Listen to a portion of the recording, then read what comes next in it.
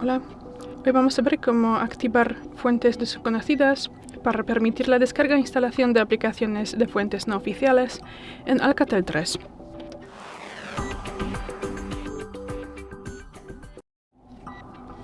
Bueno, pues para esto abrimos los ajustes. Luego tendremos que acceder a la pestaña Aplicaciones, bajamos y abrimos la última posición Acceso especial. De esta lista también nos interesa la última posición Instalar aplicaciones desconocidas, y tras eso podemos decidir cuáles aplicaciones queremos autorizar de ese proceso. En mi caso será, por ejemplo, el correo Gmail. Pues entramos aquí y marcamos la posición Permitir de este origen. Y si más luego queremos quitar ese permiso, regresamos aquí, desmarcamos esta posición y ya, es todo. Gracias por el vídeo, danos un like y suscríbenos. Hasta luego.